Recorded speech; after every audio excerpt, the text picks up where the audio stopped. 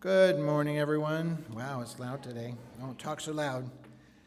Welcome. It's nice to have you here in this sanctuary of healing, of spirituality, of community, and of revolutionary love. You are all welcome here. As Unitarian Universalists, we honor the worth and dignity of every single person. I'm Douglas Futch, and I'm honored to be your worship associate today. As Unitarian Universalists, we affirm the inherent worth and dignity of each and every person through anti-racism, anti-oppression, support for the LGBTQ plus communities, working for reproductive justice, voting rights, and other issues as the world calls us to side with love. We seek to build a beloved community not only here but in our surrounding area.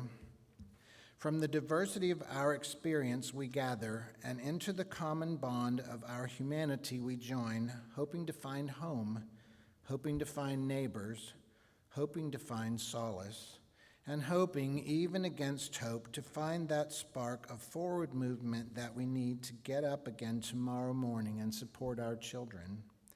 To do the work we are called to do, to bind up the broken, to preach the good news, and be present with each other in our pain and in our fear. We welcome you all, especially today's visitors. We gather here and in person and as an extended community for those online. Y'all wave to the camera up there. It's good to be together this morning. And now we pause to light our chalice as a symbol of our shared Unitarian Universalism faith. And Theo Douglas will help me today.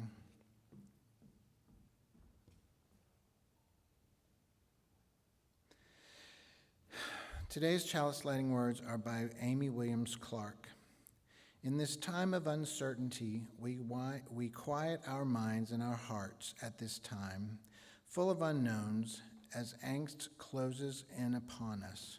We light this chalice with a flame that connects us with those we love and connects despite the distance. With this flame, we cut through the dankness of darkness and isolation, and we are warmed by the fires of our ongoing interconnection. For this moment, this radical moment, we find a certainty within the knowledge that bonds of love, knowable bonds of love and community. We are not alone. We are held in the embrace of a love that is greater than us all. And now, in the spirit of love and beloved community, let's greet and welcome each other to this new day as we share our congregational affirmation. We need not think alike to love alike. Let's greet those and welcome each other to this new day. Feel free to move around and say hello, or in those online, please feel free to use the chat to introduce yourselves.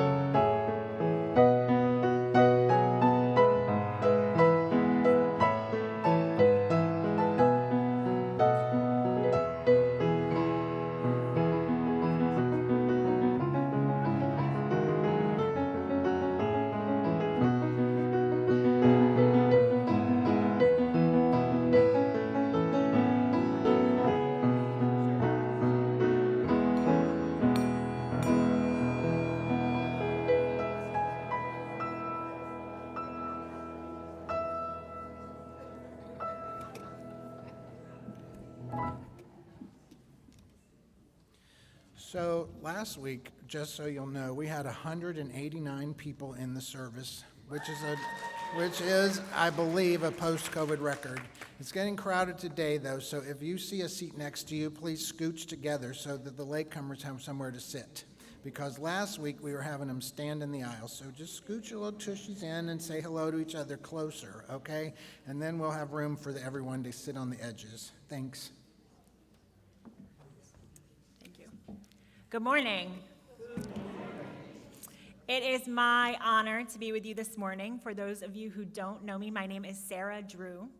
A few years ago, I was lucky enough to be a ministerial intern here at Emerson, and then I graduated to office administrator, and then member.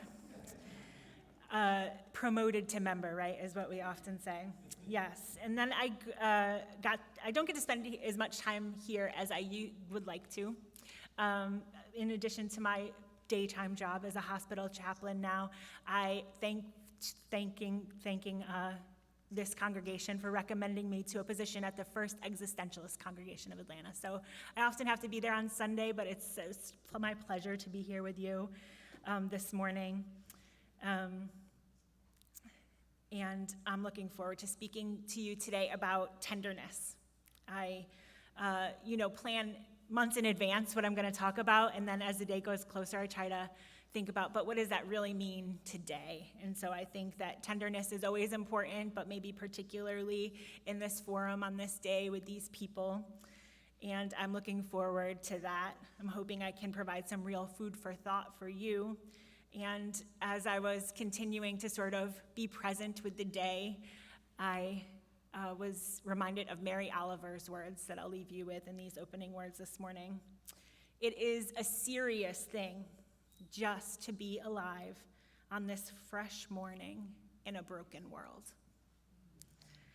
And I'll join you, I hope you'll join me in our opening hymn. And it will be 134.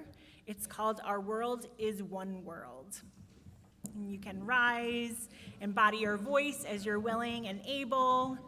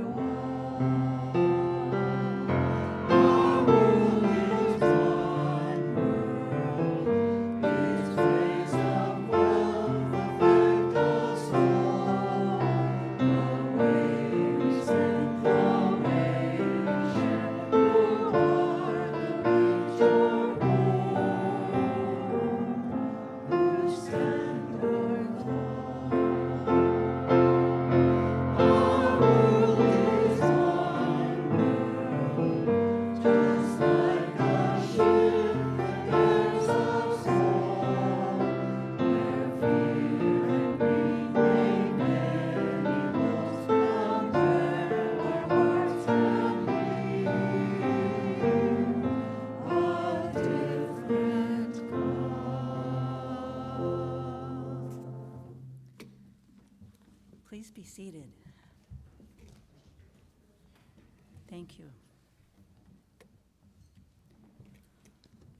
I'm Susan Ullman, a member of our Emerson Pastoral Care Team, and I'm glad to be here today. I'm glad you're here online or in person, both. Now let's share a sacred time in our service. Let's reflect on matters of the heart. And thank you, Theo, for joining me in this part of the service. For this morning's ritual, we have water and we have river stones. The stones are smooth and the stones have weight. They indicate life's pleasures, times of ease and joy, and life's burdens, times of heaviness and sorrow. The water in the bowl receives these stones with ease and with calmness, and it holds them in a sacred embrace. Each week, we invite you to write a Joy, Sara concern statement in this book. It's over on the clear pulpit in the back most of the time. Or email it to pastoralcare@emersonuu.org to be read. If you're with us online, we encourage you to recreate this ritual wherever you are. Place a stone in a bowl of water nearby to honor what's in your heart. Let's begin by placing 3 stones, Theo. Place a stone, please, in honor of the Cherokee and Muskogee nations of indigenous people who lived here before us. Place a second stone, please, for those who were wrongly enslaved here and who labored unrewarded on this land. And place a third stone, please, for all those hurting in current conflicts across our globe, especially in Ukraine and the Middle East. Within our community, we share these joys, sorrows, and concerns. From Judy Griffin, I am having a Zen gel stent surgery in my left eye on Tuesday. Then I cannot lean over for 2 full weeks, which means I will be home. Any texts or calls will be appreciated. Judy, we're with you. From Diane Kaiser, my chorus called Song of Atlanta competed in our organization's international competition about 10 days ago. We competed against about 30 other regional champion choruses. We came in second place.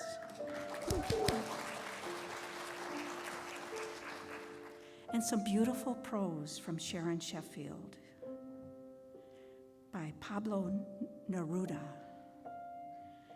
I have country in my blood, its soil, its air, its fire, its water, its silence, its pain, its laughter. And I want to see it alive, alive in me and alive in you, alive in us all. Thank you, Sharon. And from Susan and Joe Tomachek, they share concern that Susan will begin chemotherapy for lymphatic cancer. She welcomes your caring thoughts and texts and emails. And please do, let's acknowledge their wonderful, wonderful presence they've had at Emerson for many years. No phone calls, please, though.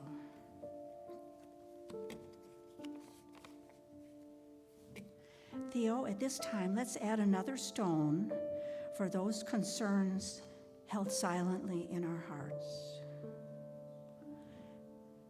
And now at this time, you are invited to say out loud or type in the chat whoever you're holding in your heart today. My dear friend Susan.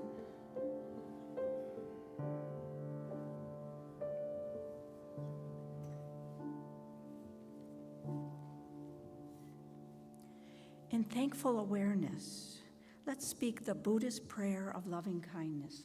The words are right up there on the screen. May we all be filled with loving kindness. May we all be free from harm and suffering. May we all be well in body, heart, and mind. May we be at peace. Blessed be. Thank you, Theo.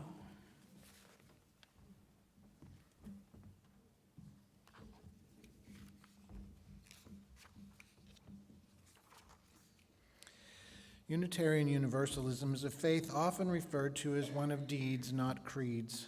How we show up in the world is how we live our faith.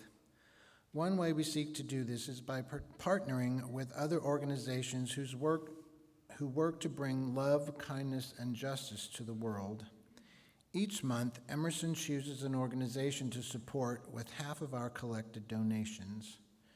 During the month of November, we are supporting NAMI, the National Alliance on Mental Illness for Cobb and surrounding counties. NAMI provides free education programs, support, and advocacy for individuals living with a mental health condition, their families, caregivers, and friends. NAMI advocates for access to affordable housing, affordable health care and research, quality treatment and support services in the public and in legislation. NAMI champions a community of hope and support for all individuals adversely impacted by mental illness. For those in the sanctuary, as the basket is passed, please feel free to offer a donation. Other ways to give are online on our website. Select the Giving tab to donate.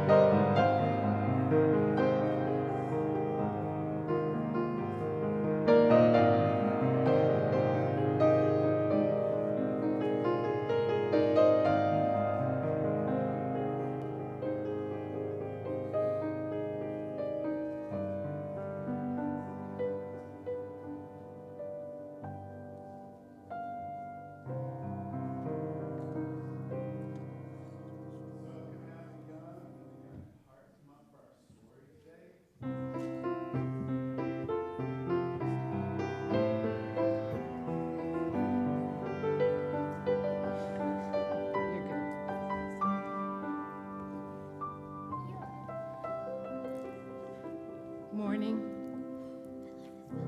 Yeah, me too. The story that I'm reading today is Lily's Purple Plastic Purse by Kevin Hanks. Many of you may be familiar with this book. Lily loved school. She loved the pointy pencils, she loved the squeaky chalk, and she loved the way her boots went clickety, clickety, click down the long, shiny hallways. Lily loved the privacy of her own desk. She loved the fish sticks and chocolate milk every Friday in the lunchroom. And most of all, she loved her teacher, Mr. Slinger. Mr. Slinger was as sharp as a tack. He wore artistic shirts. He wore glasses on a chain around his neck. And he wore a different colored tie for each day of the week. Wow, said Lily. That was just about all she could say. Wow. Instead of greeting students or good morning pupils, Mr. Slinger winked and said, howdy. He thought that desks in rows were old-fashioned and boring. Do you rodents think you can handle a semicircle? And he always provided the most tasty snacks, things that were curly and crunchy and cheesy. I want to be a teacher when I grow up, said Lily. Me too, said her friends, Chester and Wilson and Victor. At home, Lily pretended to be Mr. Slinger. I am the teacher, she told her baby brother, Julius. Listen up. Lily even wanted her own set of deluxe picture encyclopedias. "What's with Lily?" asked her mother. "I thought she wanted to be a surgeon or an ambulance driver or a diva," said her father. "It must be because of her new teacher, Mr. Slinger," said her mother. "Wow," said her father. That was just about all he could say. Wow. Whenever the students had free time, they were permitted to go to the light bulb lab in the back of the classroom. They expressed their ideas creatively through drawing and writing. Lily went often. She had a lot of ideas. She drew pictures of Mr. Slinger, and she wrote stories about him, too. During sharing time, Lily showed her creations to the entire class. "Wow," said Mr. Slinger. That was just about all he could say. Wow. When Mr. Slinger had bus duty, Lily stood in line even though she didn't ride the bus.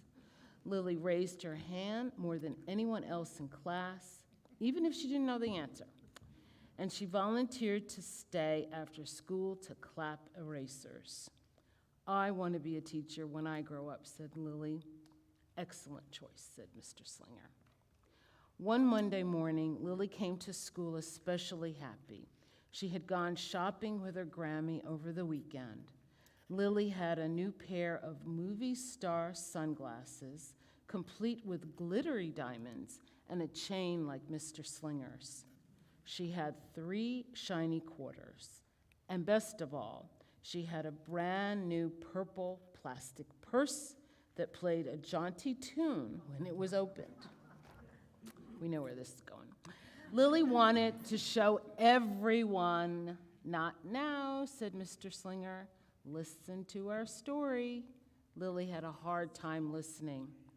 Lily really wanted to show everyone. "Not now," said Mr. Slinger. "Let's be considerate of our classmates." Lily had a hard time being considerate. Lily really wanted to show everyone. "Not now," said Mr. Slinger. "Wait until recess or sharing time." But Lily could not wait. The glasses were so glittery, the quarters were so shiny, and the purse played such nice music, not to mention how excellent it was for storing school supplies. "Look," Lily whispered fiercely. "Look, everyone. Look what I've got." Everyone looked, including Mr. Singer. He was not amused. "I'll just keep your things at my desk until the end of the day," said Mr. Slinger. "They'll be safe there, and then you can take them home." Lily's stomach lurched. She felt like crying. Her glasses were gone. Her quarters were gone. Her purple plastic purse was gone. Lily longed for her purse all morning. She was even too sad to eat the snack Mr. Slinger served before recess. That afternoon, Lily went to the light bulb lab. She was still very sad. She thought and she thought and she thought, and then she became angry.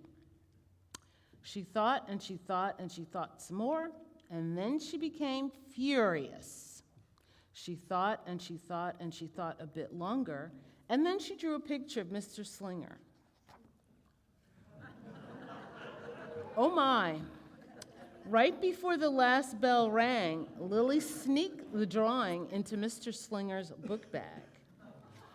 When all the students were buttoned and zipped and snapped and tied and ready to go home, Mr. Slinger strolled over to Lily and gave her purple plastic purse back. "It's a beautiful purse," said Mr. Slinger. "Your quarters are nice and jingly, and those glasses are absolutely fabulous. You may bring them back to school as long as you don't disturb the rest of the class." "I don't want to be a teacher when I grow up," Lily said as she marched out of the classroom. On the way home, Lily opened her purse. Her glasses and quarters were inside, and so was a note from Mr. Slinger. It said, "Today was a difficult day. Tomorrow will be better." There was also a small bag of tasty snacks at the bottom of the purse. Lily's stomach lurched. She felt like crying. She felt simply awful. Lily ran all the way home and told her mother and father everything. Instead of watching her favorite cartoons, Lily decided to sit in the uncooperative chair. That night, Lily drew a new picture of Mr. Slinger and wrote a story about him.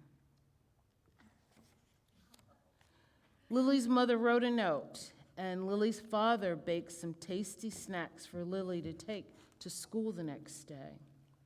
"I think Mr. Slinger will understand," said Lily's mother. "I know he will," said Lily's father. The next morning, Lily got to school early. "These are for you," Lily said to Mr. Slinger, "because I'm really sorry." Mr. Slinger read the story, and he looked at the picture, and he read the note, and he sampled the snacks. "Wow," said Mr. Slinger. That was just about all he could say. Wow. "What do you think we should do with this?" asked Mr. Slinger. "Could we just throw it away?" asked Lily. "Excellent idea," said Mr. Slinger. During sharing time, Lily demonstrated the many uses and unique qualities of her purple plastic purse, her shiny quarters, and her glittery movie star sunglasses. Then she did a little performance using them as props. "It's called interpretive dance," said Lily. Mr. Slinger joined in. "Wow," said the entire class. That was just about all they could say. Wow. Throughout the rest of the day, Lily's purse and quarters and sunglasses were tucked safely inside her desk. She peeked at them often, but she did not disturb a soul. Right before the last bell rang, Mr. Slinger served Lily snacks to everyone's delight. "What do you want to be when you grow up?" asked Mr. Slinger. "A teacher," everyone responded. Lily's response was the loudest. "Excellent choice," said Mr. Slinger. As the pupils filed out of the classroom, Lily held her purple plastic purse close to her heart. Mr. Slinger was right. It had been a better day. Lily ran and skipped and hopped and flew all the way home. She was so happy. And she really did want to be a teacher when she grew up. That is, when she didn't want to be a dancer or a surgeon or an ambulance driver or a diva or a pilot or a hairdresser or a scuba driver. The end.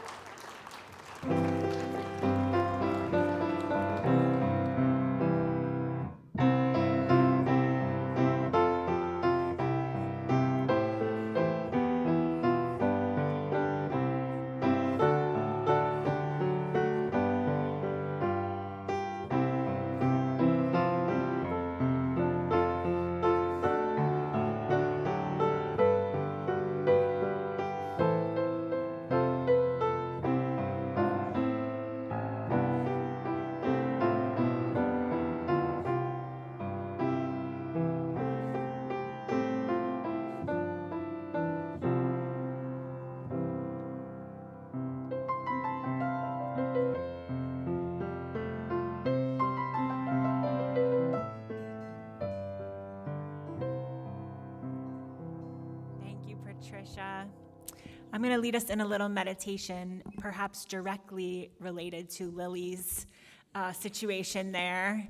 We can all imagine ourselves in that sort of inflammatory situation, and then hopefully we can find some tools to sort of navigate that kinder, gentler reaction that she had the second time around, right? So I've been engaging in a training program to teach cognitively based compassion training.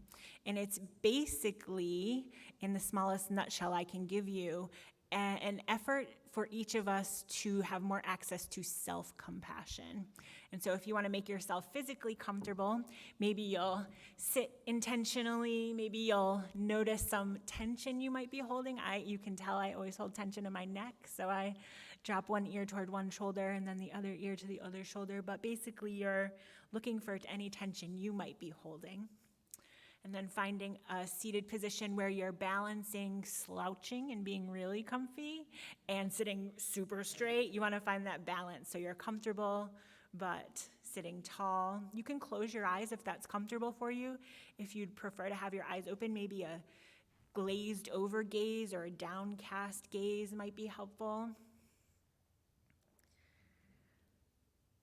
I'd like you to think of a moment when you were really feeling safe and secure, really loving your situation. Maybe it's a vacation you were on and you're imagining the beach. Maybe it's a time from long in your past when you were a child and someone was comforting you. Maybe it's a time with a pet. Once you cultivate that situation, I want you to double check a couple things. If it's possible that that moment is tied to something painful, like you had something painful happen and then someone helped you, and so the feelings might be mixed, maybe that's a moment for another time. Maybe something more simply joyous would be most helpful now. You can decide on that. And then maybe it's really hard for you to find something at all. And so then you might imagine a future moment of where you'd really like to be, a moment that would be really secure. And once you have your sort of choice locked in, I want you to sit in it and notice whatever there is to notice. What do you see? What colors are there? What textures can you see? What do you smell?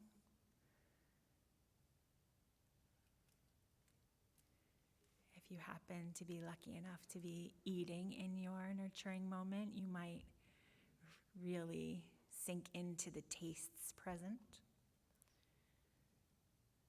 You can think about the sensations you have with your body, where you're sitting, who you're sitting with, perhaps. And then also what you feel emotionally, naming those exact things as much as you can. Is it peace? Is it hope? Is it love? Whatever those words are for what's coming up for you, really sink into that. Let it wash over you.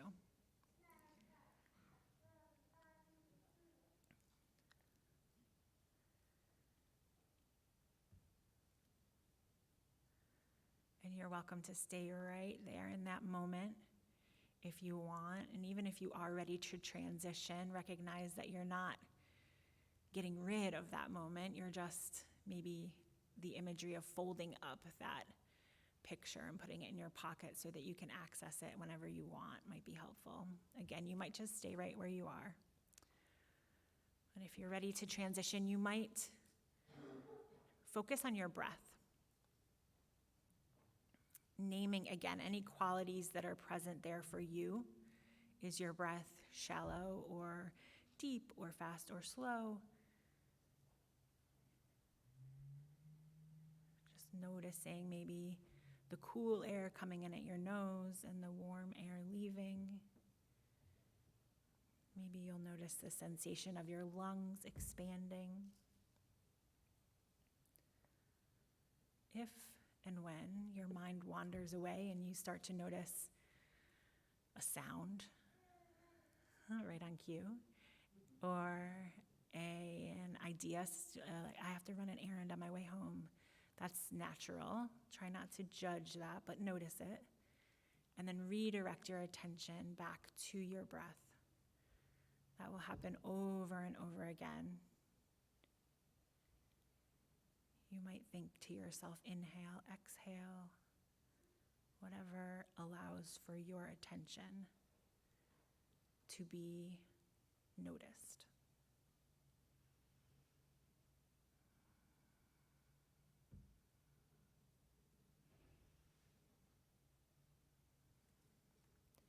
Taking 3 more really intentional breaths.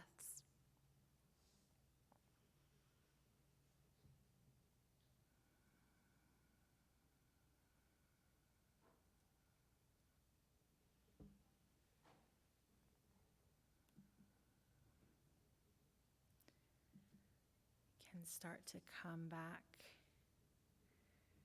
into your body. Or again, maybe you'll stay here. We're going to move into the anthem, but you're welcome to stay focused on your breath or in that place where you're letting your nurturing moment wash over you.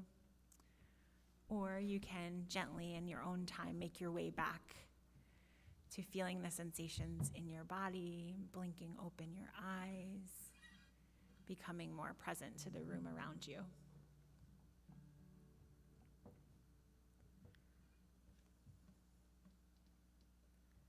Whenever you're ready. Good morning.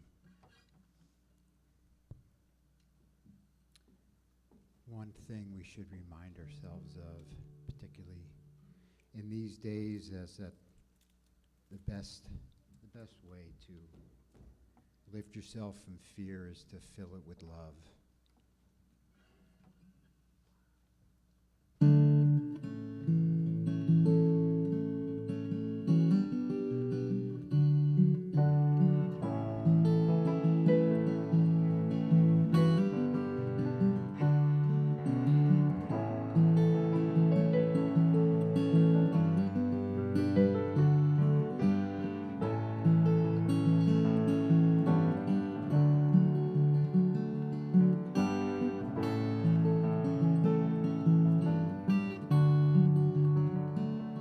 Give love. That is what you need. Share truth. That is what you have. Shine bright. If you're standing in the dark, bring it home. Bring it home.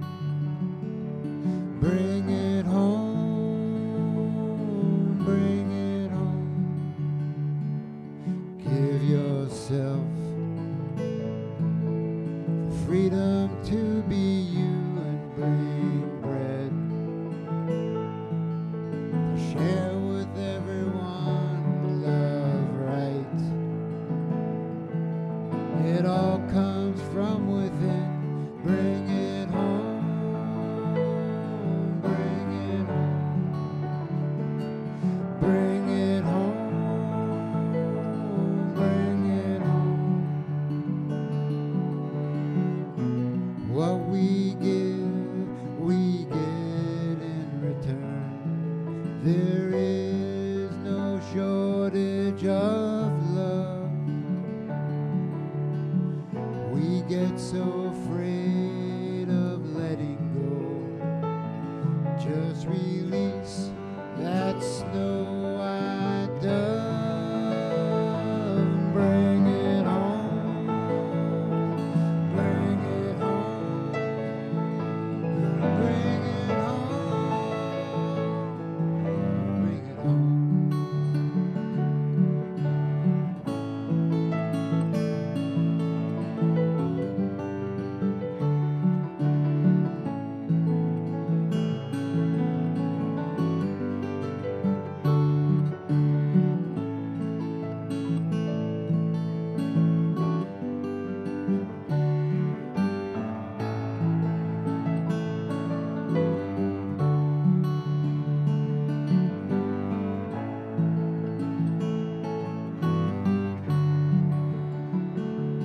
Be well,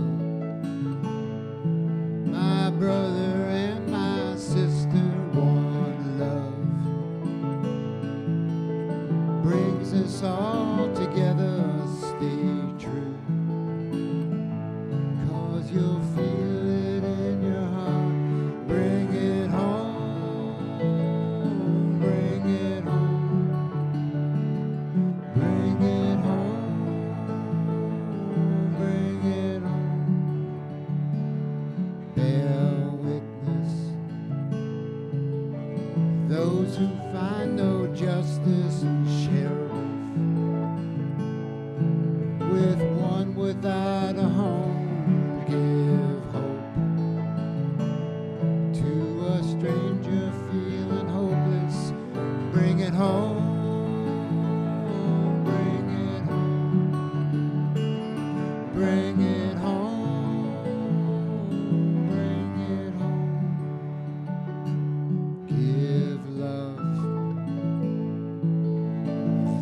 is what you need, and share truth.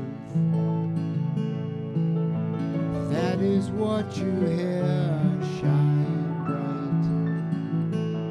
If you're standing in the dark, bring it home, bring it home, bring it home, bring it home, bring it home, bring it home,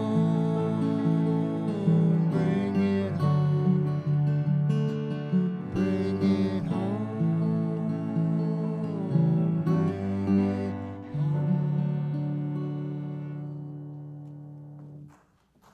Thank you. Thank you, Peter, Jeffrey, and Bruce. That was beautiful.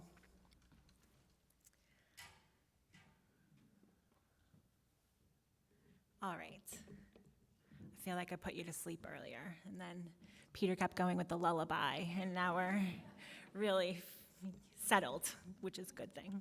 All right. I'm going to talk a little bit about compassion to begin with, based on that cognitively based compassion training I was talking about. Short is CBCT. The definition of compassion as defined by this CBCT is a warm-hearted concern that unfolds when we witness the suffering of others and feel motivated to relieve it. But like I said, we're really focused on self-compassion first, at least. So I'd like you to think first of a few things you might say to a close friend who's going through something disappointing, some loss, some setback, something like that. They come to you and they say, "Oh, I'm really struggling. This thing happened to me." I want you to think of what kinds of things you might say to them. Everybody got it? Okay. Common answers are, you can feel free to agree or disagree with me. I'm sorry you're going through this. Does that seem reasonable? Yeah. You don't deserve this. I'll be right there. Right? I'm getting my keys. Yeah. That's a really lucky friend to have, someone who says, "I'll be right there." You're not alone. This doesn't define you. You are worthy, right? All those kinds of things. Okay, now I want you to think of something you might say to yourself in the same exact situation. You suffer this setback, this loss, this whatever thing you're imagining. What is the language you use to talk to yourself? I'm not going to put anybody on the spot, but you're comparing the two, right? Is it the exact same? Is it a little different? It could, there's a spectrum, of course, and it might depend on the situation, and it depends on all of our past experiences and a whole bunch of stuff.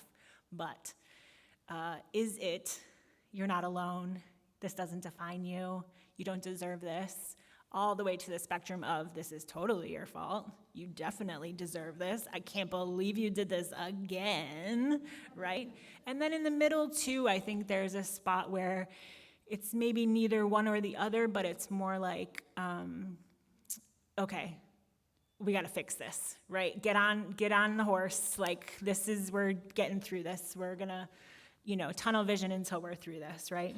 It's just to give us each a gauge of where we might be in our own comfort with self-compassion. So that's food for thought. And remember that warm-hearted concern, right? That warm-hearted concern that was likely in the answer that you gave to your friend. Can we get a little better at offering that to ourselves? Sometimes it's also valuable to recognize what compassion is not. And so it's not complacency. It's not like a sort of, oh, well, never mind. It's that truly warm-hearted concern. It's not self-indulgence. It's not self-pity.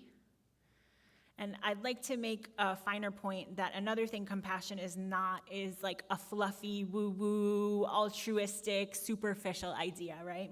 That might be my own wanting to guide you, because I think people who know me know that I do like fluffy, woo-woo, altruistic things. And so I just want to make a finer point of saying that compassion is one of the most researched concepts there is. And there is scientific evidence that engaging in this compassion, self-compassion, and compassion in general has all these kinds of results, including benefits to physical health, benefits to mental health, and relationship building. And so, although I like it because it's fluffy and it's nice, that's not all it is. It actually has quite a bit of substance.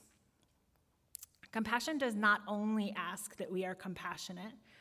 I'm not asking that you replace any anger or lack of acknowledgement of wrong or need for repair with compassion. That's not what it's for either. Those things are still true, right? If there is a need for repair, there is a need for repair, and compassion doesn't replace it. But as a hospital chaplain, one of the biggest lessons I've learned is that, mostly from patients and families, that we can get really focused on everything that's going wrong, particularly in a hospital. Devastating things happen in hospitals. Grief is lived out in hospitals. It's not easy sometimes to see that wider picture, but if we can see that wider picture, that there's a need for both compassion and repair, both honesty and kindness, then we will be better off. It is a resiliency model to be able to see that wider picture. And it's totally reasonable sometimes to have that narrow vision depending on what's happening. But if we can practice it now when that big thing isn't happening, maybe we'll have a little bit more access to it if something terrible does happen. We'll have access to that love and joy and compassion alongside the harder things. So that's why we started with that nurturing moment. So you might recall your nurturing moment, right? Because to even consider what we might say to ourselves in that hard situation, we really need to be in a secure, safe, joy-filled place.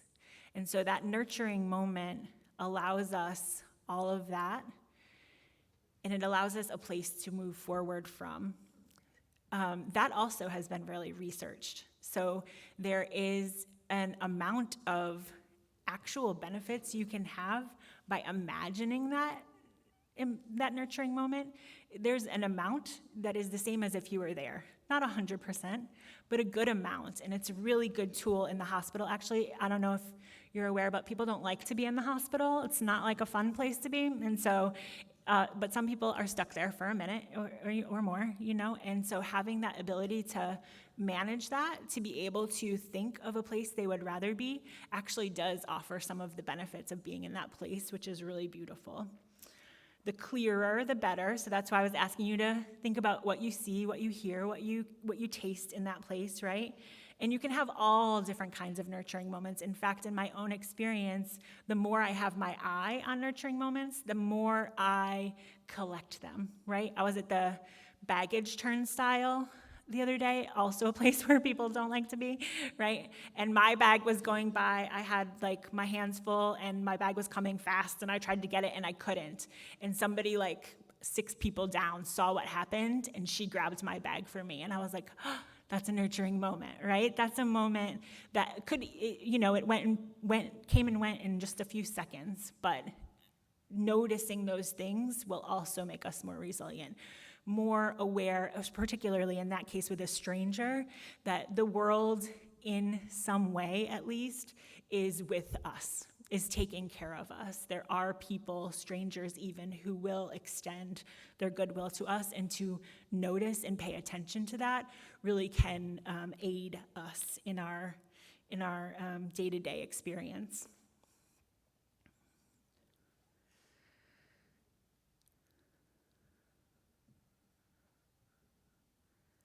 So you too can, if you're stuck in a place you don't want to be, except for traffic, keep your mind on the road in traffic. You can imagine that nurturing place whenever you need it. And you can, try on different nurturing places and different memories. And like I said, maybe it's really hard to come up with one of those, and a future moment of where you'd like to be can really equally as bring you some buoyancy in that too. The other practice we did in our meditation was a practice of maintaining clear and stable attention. That was that focus on your breath, right? And basically, that practice is a focus, right? You're trying to pay attention to something. It doesn't have to be your breath. It could be something you're looking at. Some people do like a candle meditation. They keep their eyes open and look at a candle. You can even like just sit with your hands on your legs and feel like what it feels for your hands. You could do a walking meditation, feel what it feels with your feet, so on and so forth. There's lots of different things you could use. And the practice is in noticing when your mind has wandered. It's not that your mind shouldn't wander, because that's really unrealistic, in my opinion, right? Our minds are meant to wander and make sure that we're paying attention to all sorts of things. It's to notice that our mind has wandered and then redirect, right? So it might seem something like, breathe in. This is my like self-talk. Breathe in, feeling the air at the tip of my nose. Oh, don't forget to pick up that thing I need from the grocery store. Oh, my mind wandered. Back to breath. Breathe out. Breathe in, breathe out. What's that sound, right? Oh, I think it's just the neighbor. Oh, I'm distracted again, right? So that's the practice. The practice is this constant back and forth, and the thing that you're trying to do is notice and redirect. That is one of the most impactful things I have learned in my entire life. That particular practice, CBCT is much larger practice, but that particular practice, noticing and redirecting and noticing and redirecting, has been so helpful to me, because we often call it like a spark, right? Catching the spark. And like Lily, if you remember, she had a spark, right? And she was burning. She went to the light bulb lab and she was writing and she was getting madder and madder. And she wrote that picture and she got madder, and she put it in his pocket and she got madder, right? It was like this, oxygen-fed fire, forest fire, right? But if at any point, and Lily was just a little girl mouse, so no judgment for Lily, but if we can get good at noticing that spark's getting a little bigger, and that can be a spark for anxiety, it can be a spark for anger, it can be a spark for anything really. And if we can notice it and pause and say to ourselves, is this really the direction I want to be going in? Then we can make a choice. Now, it was really liberating for me to recognize that maybe I'll make the same exact choice. Maybe that person really does need to be told off, Like maybe that's actually what needs to happen. Or maybe not. Maybe that's what I might have been forest fired, exploded to, but maybe with that moment, I'll deal with it a different way. And it's that access to decision making that we're trying to preserve. It's the not being carried away, but the deciding what exactly I'm going to do. That's more compassionate to ourselves, right? We're not reacting, because Lily, after she did that, might have gotten something off her little mouse chest, but she also then felt really bad about it, right? She went home, wrote a letter, baked snacks, had to say, I'm sorry, I'm really, really, really, really, really, really sorry, right? She had to go back, and that's a story, but it's a metaphor for a lot of different situations in which we might be in and need to sort of repair, that we could have stopped earlier on if we had that ability to stop at the spark point. I was sort of talking to my mentor the other day about is the eventual goal that we don't have the spark? Are we looking for this calm and peaceful existence? She was like, well, maybe, and also maybe not. It's because that's, again, that division of we're not trying to be delusional. We're not trying to say, nothing ever happened that should make us mad or deserves to be dealt with, right? We are still humans with feelings, and those are important. But maybe if we can catch the spark before it really does that even physical damage, you think of that wash of shame or anger you can feel in that moment. If you can sort of deal with that, you might have some physical benefits from being able to manage that too. All right, so I don't know if you noticed, but my talk was supposed to be called, it is called Practicing Relationship. And I really haven't said the word relationship very much in this whole thing, but I think that the lesson that I have learned is that, first of all, we have to be kind to ourselves, be compassionate to ourselves so that we have more access to that compassionate relationship. That place of safety, security, and nurturance, that may take a whole lot of work. And so being fulfilled there first and on a regular and rotating basis is really important. From that well-grounded security, that's where we'll be able to act from compassion. And once we're able to offer ourselves that compassion, then we'll have a whole lot more capacity to love others and to build caring and sustaining relationships. I just want to reiterate my point from earlier that this is not all about sunshine and rainbows.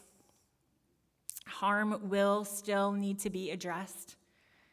In real and dedicated community, reconciliation will still need to be tended to. Compassion is not a replacement for repair, but rather a tool, a frame, or a lens that can aid in repair. I have heard criticism of Unitarian Universalism that you might have heard as well. You can believe whatever you want. If you can believe whatever you want, then how can you believe anything? And I know you know this, but that is not true. We're called to be in community, among other things, to seek meaningful relationships, to seek meaning for ourselves in order to create a shared vision. And my hope is that these tools might help us on our journey, and I appreciate your attention this morning. Yeah. Thank you, Douglas. We are going to sing our closing hymn. It is 10:18, Come and Go With Me. Can rise in body or spirit as you're willing and able.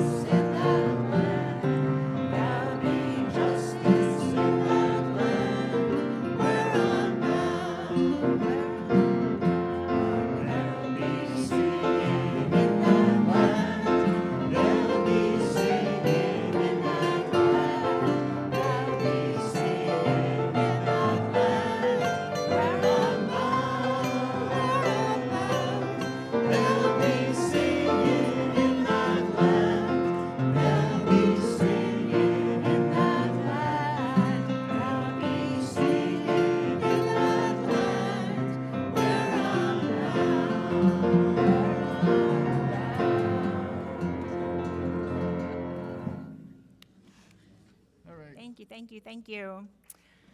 My closing words are, of course, thank you for letting me be with you today. I also want to share with you that this coming Wednesday, November 20th, is Transgender Day of Remembrance. the day that we honor the memory of transgender people whose lives were lost in acts of anti-transgender violence. In a world where it can be very dangerous to be your most authentic self, my wish is that we protect those willing to do that vulnerable work of showing up in truth. A few years ago, I did some research on transgender human rights in the United States, and a particular article I was reading had a quote from a Black trans woman and activist in Orlando, Florida, and it's always stuck with me. Her name is Paige Mahogany, and she was asked her perspective. She said, "I just try to make it home safe. I just try to make it home safe." Who among us hasn't wanted to make it home safe? And who among us doesn't want to be able to live the fullest and most realized version of ourselves without penalty? I'm hopeful that we can continue to work on offering compassion to ourselves and each other and be in caring community with each other and work to be personal and collective refuges from the harshness of the world. Thank you. Douglas is going to lead us in a chalice extinguishing. Thank you, Theo. As we extinguish our chalice this morning, we extinguish this chalice, but not the light of truth, the warmth of community, or the fire of commitment. These we carry in our hearts and out into the world until we are together again. I have a ton of announcements. Thank you, Theo. Today, first off, children and youth will be back here in the sanctuary after social time for their pageant practice. Service reflections will be upstairs in the old fellowship hall on the second floor, and please leave the chairs up so we can do OWL afterwards. Next weekend is the Thanksgiving meal. On Sunday, please RSVP in Realm because we need to have a count. Please bring a side dish for 8 people for the shared meal. The Ecumenical Interfaith Thanksgiving service is next week. Registration is required and information is in the notebook. We're going to have a fire drill that Susan's going to talk about in a second, but first, I believe Millie is, I haven't seen her, is she here? Okay, where's Millie? It's time for Millie.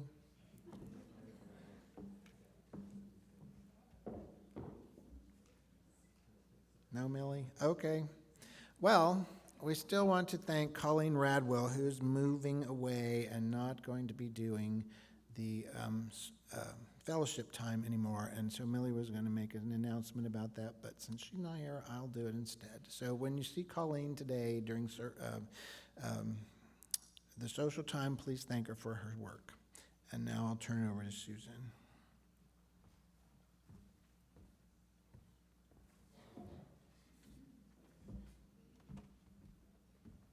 Thank you, Douglas. I'm also co-chair of our dedicated Emerson safety team. Now we'll have our annual fire drill. Our goal is to evacuate this building as safely and as quickly as humanly possible when you hear the alarm sound. Follow greeter team and safety team guides and their directions to leave the building through the push bar doors in the front and in the back. You may notice that we have a door there and a door there also. Those are storage closet doors. Notice they do not have exit signs on them.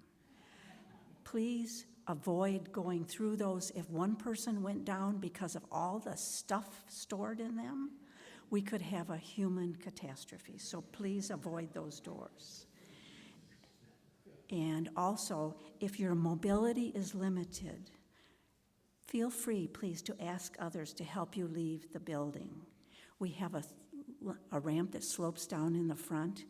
We have curbs in the back. So if people with mobility issues are heading out the back, please help them get down the curb. When you evacuate, go to the emergency evacuation area sign in the grass behind the back parking lot. It's over there in the grass. And the one by the path over to the strip center next door is over in that direction. Teachers and staff will evacuate nursery children and youth to the evacuation area. After everyone has left the building, we'll announce all clear in both evacuation areas. Teachers and staff will guide the nursery children to the picnic tables to meet their families for sign out. Everyone else is free to leave the evacuation areas. And then after the drill, please join us for snacks and beverages in Fellowship Room 122 back there, and join us thanking Colleen Radbill. Thank you. You don't get to do it yet. Okay. All right, go now in peace and take peace wherever you go, and especially outside during the fire drill.